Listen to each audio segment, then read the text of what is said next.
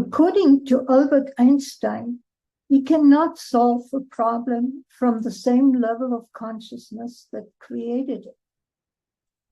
My name is Corinna Stoffel, and I'm the host of Toward a New World. The world seems to be falling apart.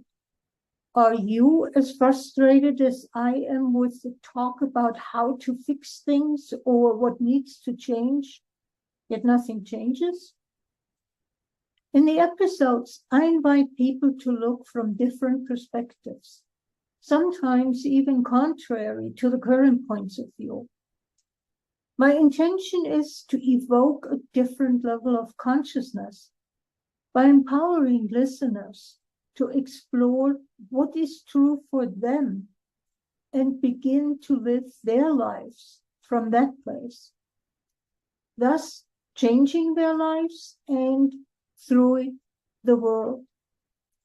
If this appeals to you, I ask you to subscribe to the podcast on this channel. Hello and welcome. And here I am with Stephen Berkley. He is a fellow TEDx speaker, and I was really fascinated with the subject that he was talking about. So I thought I'd invite him on the show. I guess most of us have probably seen the movie Ghost with Patrick Swayze, where the departed husband comes back and tries to warn his wife. Recently, you, Stefan, produced a movie called Life with Ghosts. Can you share where the idea came from and what the backstory is?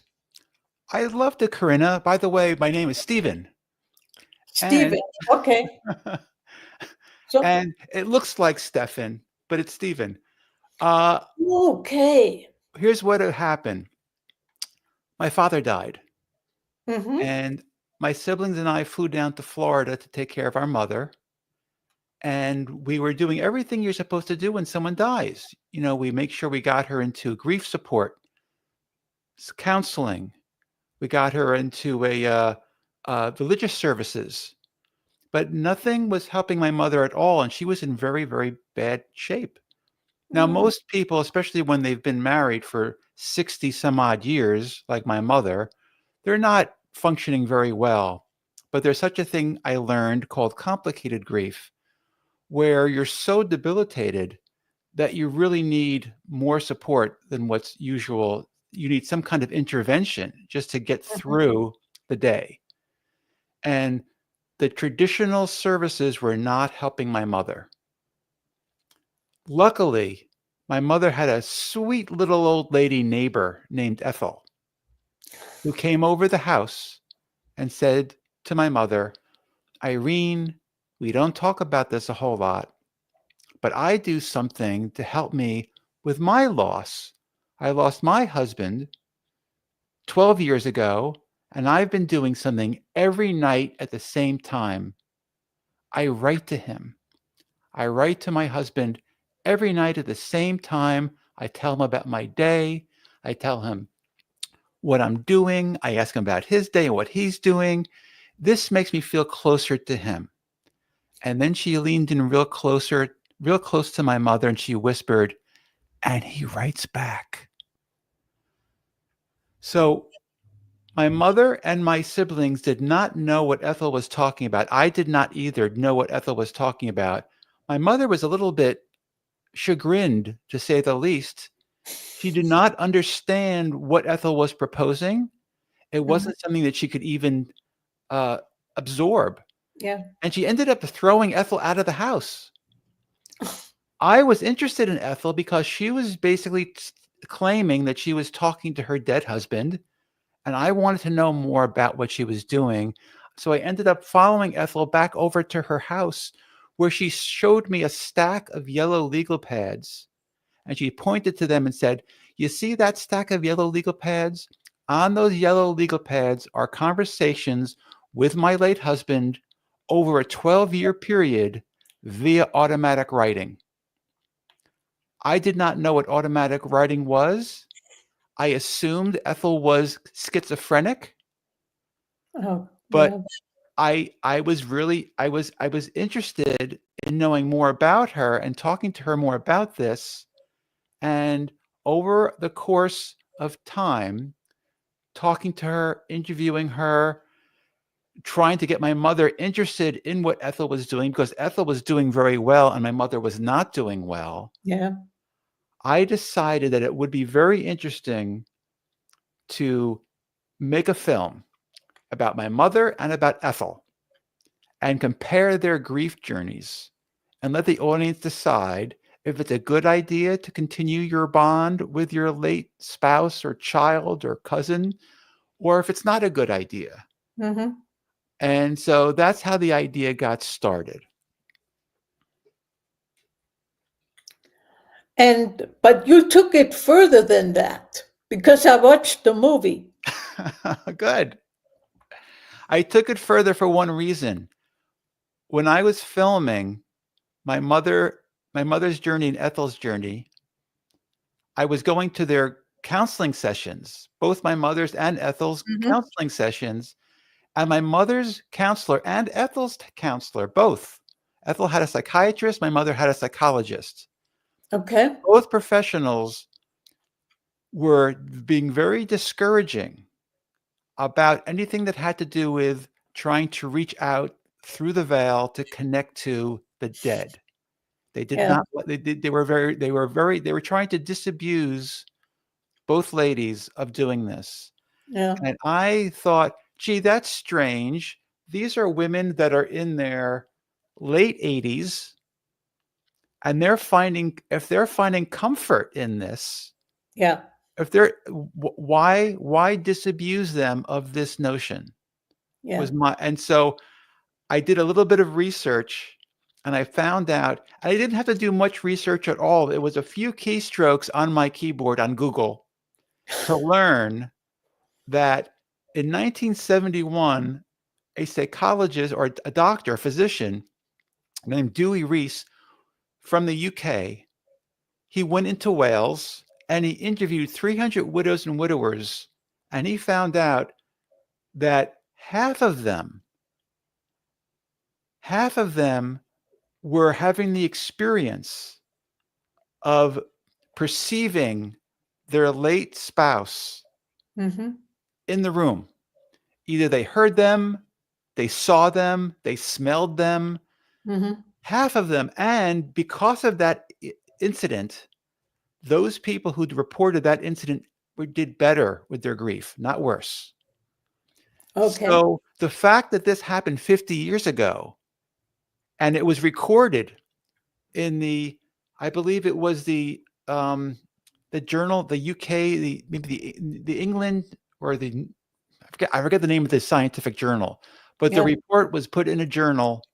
It was documented that this happened. It was a very comprehensive study that was done 50 some odd years ago. And yet my mother's psychologist and Ethel's psychiatrist were both saying, no, don't do that. That's not good for you. Because of that, Corinna, I decided to make the movie bigger than it was. It wasn't just going to be about a cute story about two widows trying Mm-hmm. to make it through their grief. It was a Yeah. story of an injustice in a way that was happening in the world. Yeah. And it's, I know that we have the stages of grief that we need to work through and to come out on the other side. And yet, if we're really honest, life is a little bit bigger, or the universe is a little bit bigger than we tend to imagine. And there is more going on that we tend to pay attention to. Every once in a while, like the movie Ghost that I just mentioned, even Hollywood goes that direction, but it is not from the perspective of really helping at least one of the spouses that is still living. So you talk about uh, induced after death communication in the movie. What is that about? I will tell you. You mentioned the film Ghost. Mm-hmm. I didn't remember if you said the name of my film. Did you say the name of I, my s- I, film? s- I said the name of your film, Life with Ghosts. Yes. Now, Ghost was a good movie. Yeah. My movie's better. Uh, the difference between the Hollywood movie and your movie is that your movie is real. Yes. Hollywood is fantasy, Yes. So yeah, as usual. I'm being facetious. It's apples and oranges, and I thought Ghost was a great movie. I thought it Yeah, was really terrific. I really loved that movie. My movie's a documentary. It's not really the same thing. yeah, I really like watching my movie, and I'm not just being boastful. I think it's a really good movie. it Anyway, is. um, thank you. And I have recommended it to a friend Good. And I'm when sorry I she had was to. going through something. I'm glad you did that, Corinna, and I'm sorry I had to fish for that. I wanted to make sure that I want to make sure I heard it from you. You think it's a good movie too. Yeah, Okay, good. absolutely. So to answer your question, oh, now I forgot what your question was. What was your question? Sorry. But first of all, let me say, you would not be here and having a conversation with me if I didn't think the movie was good. Oh, good. That's very I'm, flattering. Thank I'm you. choosy. So Good. I'm not just doing it for doing its sakes. And the question that I asked was, in your movie, you talk about induced after death communication. Yes. What is that? Yeah. So when I was making this movie, I was filming widows mostly who Mm-hmm. had lost their spouses, and I did not have an ending for the movie. I did not know how the movie would end. Mm-hmm. And but one of the families that I was filming discovered an article that talked about this procedure called Mm-hmm. induced after death communication therapy. And there was a study on this technique going on at the University of North Texas. And so I learned a little bit more about it. I found out what it was. What it is a once I found out what it was, I thought, okay, this is the ending of the film. I'm going to go to Texas. I'm going to film these volunteers having this technique Mm-hmm. administered to them and watch how they do. What it is most people who are familiar with trauma therapies know what EMDR is. Have you Yeah. heard of that, Yeah. Corinna? Yeah. It stands for eye movement desensitization and reprocessing. Yeah. And basically, it's a trauma therapy. It's the same trauma therapy that's used a lot for people who return from combat For PTSD. or PTSD, right? Induced after death communication therapy is a derivative of that EMDR therapy. Okay. And the reason why how it came about is the founder of induced after death communication therapy was administering EMDR to a Vietnam veteran and Mm-hmm. accidentally, unwittingly facilitated a spontaneous after death communication. The person that was sitting for the EMDR therapy was actually perceiving. I don't know if the person was I don't know if he was smelling or seeing or hearing, but he felt like he was experiencing the presence of the person he was mourning for. Okay. And so Al Botkin, the founder of induced after death communication therapy, said, hey, this is something, I might have something here, because he tweaked the induced after death communication therapy just a little bit in order to make this happen. So he felt like he had license to call it his own.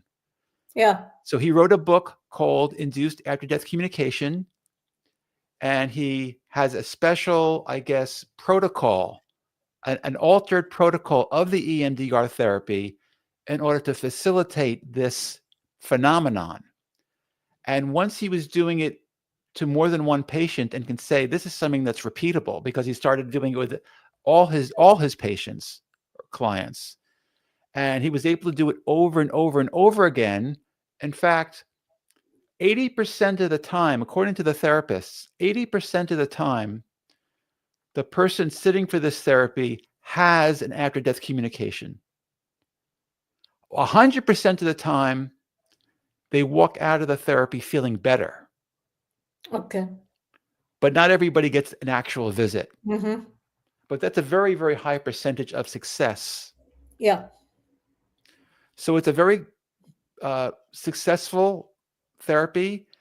The people at the researchers at the University of North Texas tested it and concluded that this therapy is vastly more successful than traditional grief counseling, which Mm-hmm. has, I would say, dubious results when it comes to healing grief.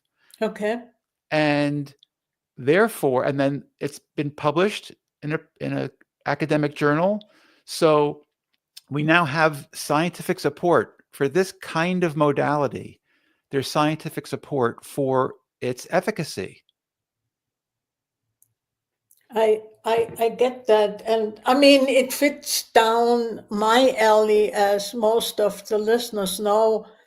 Uh, it's about the energy, and the body may die, but the energy of the person does not die, does not disappear. It just transforms into a different form, or however you want to call it. Yes. So it makes perfect sense for me.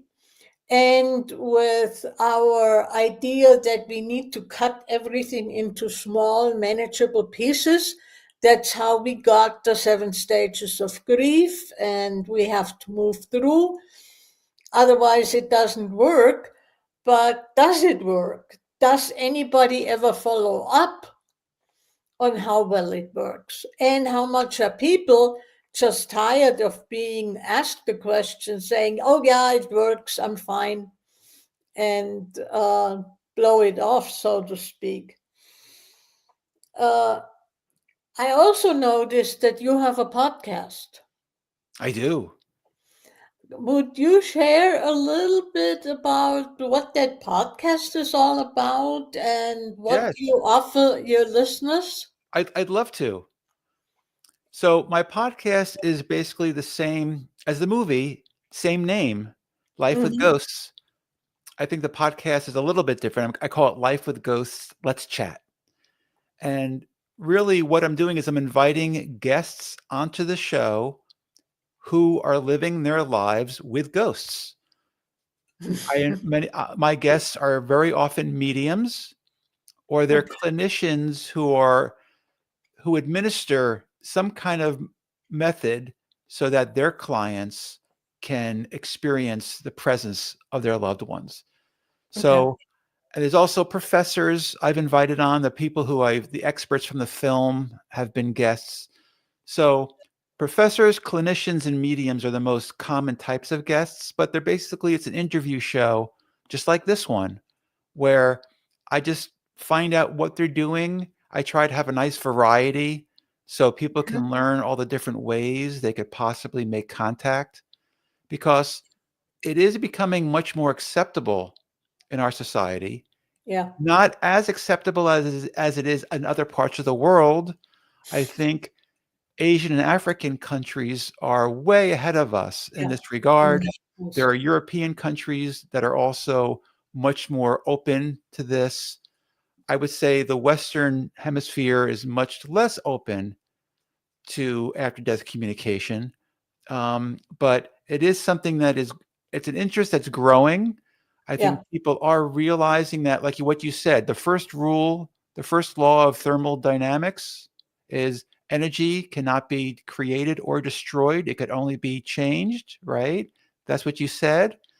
And people are kind of starting to embrace this idea that the personality is energy. Mm-hmm. And if that's true, if people can accept that the personality is also energy, then that doesn't disappear. The personality continues. And it does seem that we're going to be able to prove it very soon. When I say we, there's a scientist at the University of Arizona named Gary Schwartz who's Oh, been developing technology to prove once and for all that there is a spirit realm. And he has said that he will be making an announcement in the spring that he has sufficient evidence now to say indisputably, undeniably, that we continue after this bodily form goes. okay. I mean, for me, it's sort of like there is enough people that have past life experiences, anywhere from children coming in to adults. Mhm. I mean, I've been following Matthias de Stefano for a while, who is called the Rememberer and remembers past lives in great detail. And I've also been, ever since I've broadened my horizon in that regard, sort of been chuckling. When you get married, you vow until death do us part. With how many people am I married in the meantime? How often have I made that vow, not knowing any different? How often have you?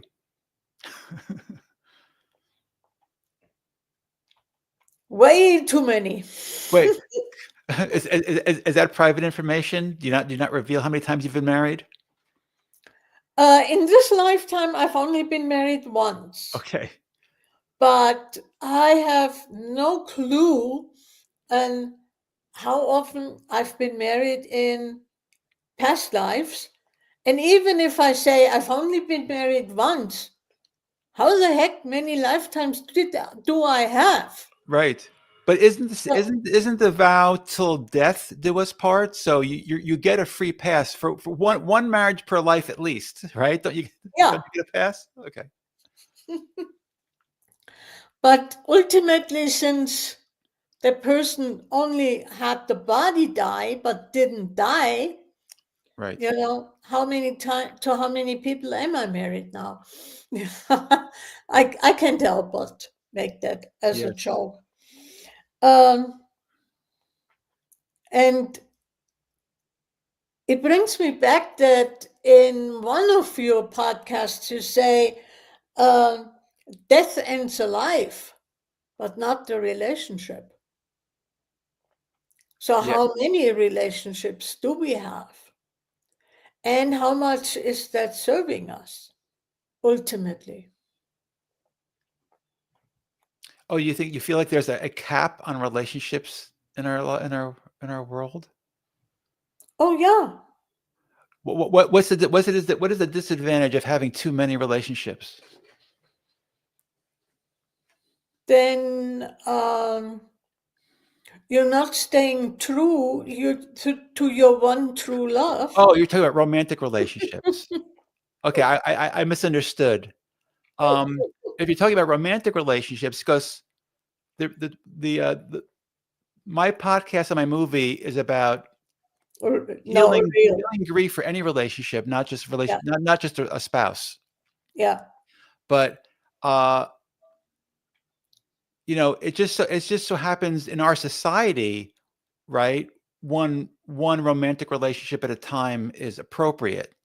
But yeah. there are other societies, you know, that feel like people should have multiple partners.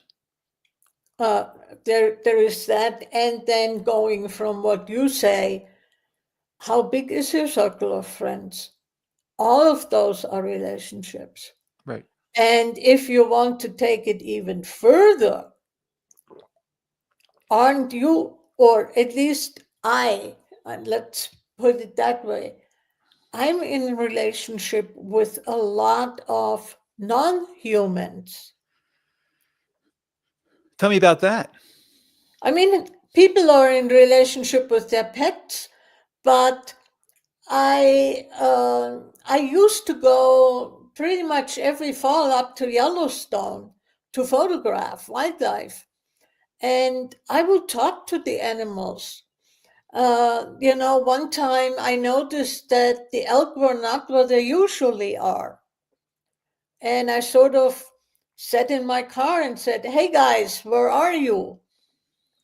And what I got back is, "We're hiding. We're tired of getting into trouble due to humans." Or another time, wanting to get a close-up picture of a buffalo, they cut up off the buffalo where it's walking, and it was almost within touching distance from me, which made of, oh, you're supposed to have 25 feet between you and the buffalo, and I can almost touch it. That's a lot less than that. And I just, in my mind, I just said, I have no ill intentions.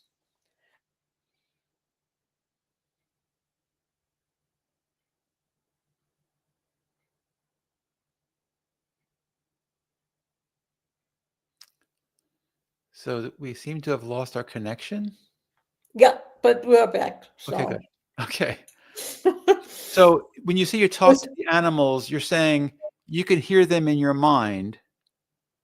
I can hear them in my mind. I can, and and it's not that the animals, at least from my perspective, talk in human language.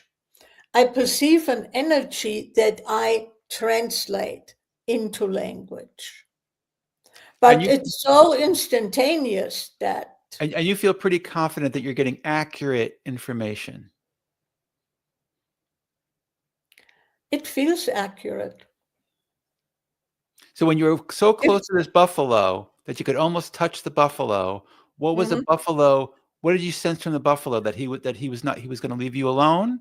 That he knew that you were a friend? I got it, the look in the eyes was had such a kindness. And what I got is, I have your back. The buffalo had your back? Yeah. Wow. Now, what did the buffalo owe you to make the buffalo think that of you? That does relationship always have to be built upon a trade? A reciprocal Owing? arrangement. You're saying the buffalo had unconditional love for you. Yeah. That's And marvelous. isn't that the nature? I don't know. I mean, I thought most animals in the wild are just looking to do whatever they need to do to survive. That is one thing, but they also can go way beyond that. Hmm. Why have wolves, for instance, saved humans by keeping them warm, or dogs? I mean, there About, is way too many stories out there. are you talking about like incidents where you hear like a wolf finds a baby in the forest and it takes care of the A baby, child, a not child? not a baby necessarily, but a child. Hmm. There are stories in Alaska that I've heard. Hmm. And if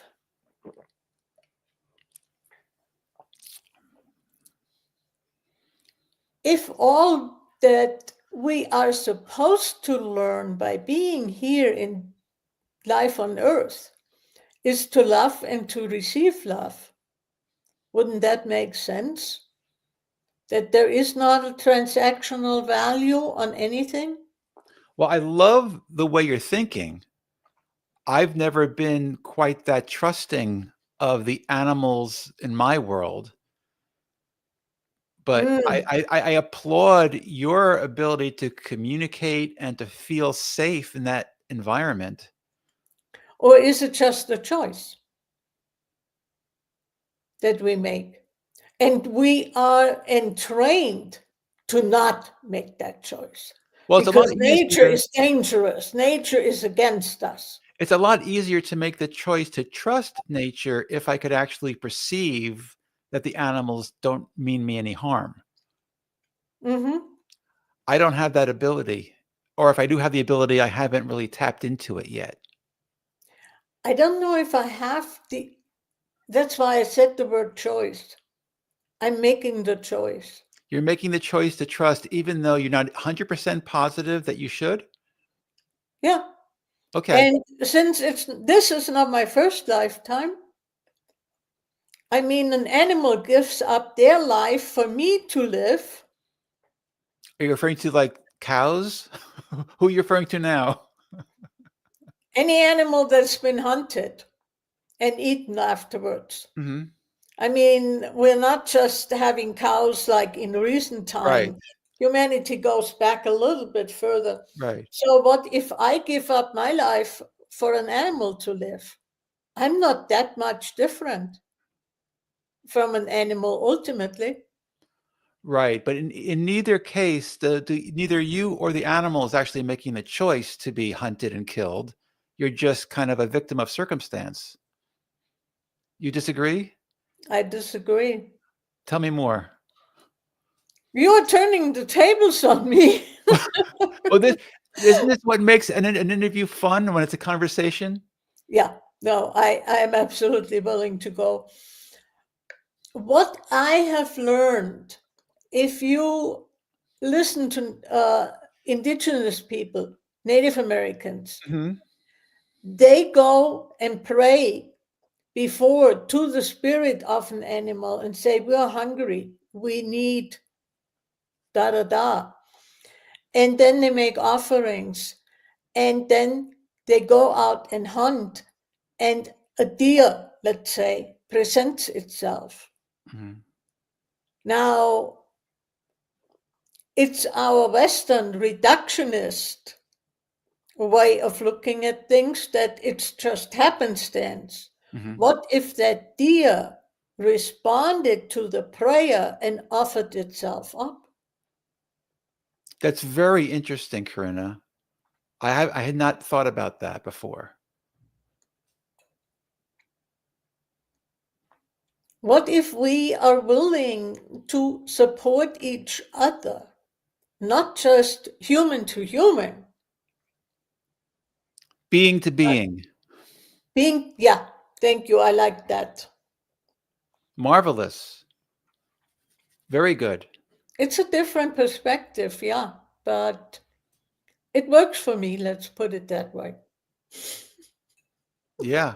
Well, now that I've gotten more spiritual in my older age, and I'm learning things.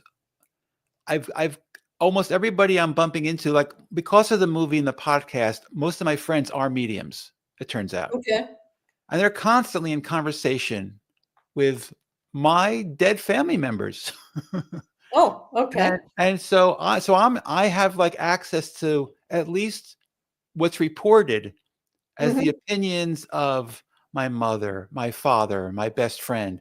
I'm getting this information. Yeah. And more, I'm feeling when people said there are no such things as coincidences, I Hmm. used to dismiss that. I thought it was silly to think that everything is kind of mapped out. Yeah. But I no longer feel that way. Yeah. Not I do feel that we have free will, but I also feel like there's things that happen in our world that are orchestrated. And it's because of something that I perhaps agreed to before I came into this world. Yeah. And that's new. It's a new way of thinking for me, but I like it. And what if there is ultimately, no free will for me, the human, but there is free will for me, the soul, if you get the Yeah. differentiation that I'm trying to make. Yes, I get the difference. And the free will of the soul impacts Hmm. what happens for me in my life as a human in this particular incarnation. Yes, I get that. Yeah, very good. Bravo. Yeah, there's so much more possible. I think we're way too limited. The That we are. universe is bigger than just the solar system. Yes. And maybe this is just, and maybe there's more than one universe. Maybe there's a multiverse. Yep. But let's stay limited and just stay within that one universe. But we look at the universe like the solar system replicates itself over and over and over again, which is not the case. Right. And only recently has quantum physics become a little bit more of an acceptable science to study. Yeah, Because even though Einstein was talking about quantum physics way back when, uh, even it doesn't matter in as far as traditional science was saying, no, we really need to like stick to Newtonian physics. yeah, Newtonian physics is what we see and what we feel and what we could touch. Let's just stick with that. So it's been only relatively recently that scientists, traditional scientists, are saying, no, we really need to like look at subatomic particles and see yeah, how they're behaving, because they're behaving much differently than what we thought. than what we thought how they would behave. And the thing is in history is when quantum physics came, eventually it was constrained into quantum mechanics because that made it most palatable to Newtonian physics. But quantum physics is way bigger than quantum mechanics. You know, Corinna, you're much smarter than I thought you were. Thank you. I thought you were just an artsy photographer. I didn't know you knew science. You're talking to a former math teacher married to a physicist. Wow, so you have a math, you have strength in math, and you're an artist both? Mhm. That's an unusual combination, isn't it? Look at Robert Edward Grant. Hmm. He's a mathematician, geometrist, artist. You're a Renaissance woman. Okay, maybe. I Great. like to dabble in lots of things. Good for you. I'm curious. Yes, I see that. Fantastic. Yeah. I'm a one-trick pony myself. Really? I- I mean, I can outwardly, I might be willing to buy that, but I have a hard time believing it. No, I got stuff. I got stuff going on, but I do tend to focus on one thing at a time. I have trouble multitasking. I'm not multitasking. I'm doing one thing at a time, not everything together. Okay, But the things are spread over a vast field. I see. Great. Very good. So, where can people find you? They could go to lifewithghosts.com. That is really difficult. Is it? Great. And they can find everything like your podcasts, a link to your TEDx talk, whatever else you're into on Yes. that on that They side. could watch the podcast. They could watch the trailer for the podcast. They could watch the TEDx talk. whole. They could watch the film. I really loved your TEDx talk. Oh, thank you so much. I loved your TEDx talk. It was so great. Thank you. I appreciate Yeah. that. And you were so relaxed and had so much humor. I have trouble with being humorous. There's too much German in me that still is serious. But what's great about your TEDx talk is that it was challenged. You had to do it twice, right? You had to kind of go or Yeah. make the trip twice. Does your audience know the drama behind your TEDx talk? No, Have because you I haven't. I've posted when it happened, but I haven't talked since about it. Okay. So I won't bring it up if you don't want to bring it up, but it was quite a triumph for you to actually make that ultimately happen. And you got the respect of every one of your fellow TEDx speakers in a big way. Thank you. Yeah. No, I'm stubborn. And I'm an Aries by birth sign, so Mhm. go through the wall. If you bang long enough, it'll give. Mm, yes. Or you get a bloody head. Very good. Okay.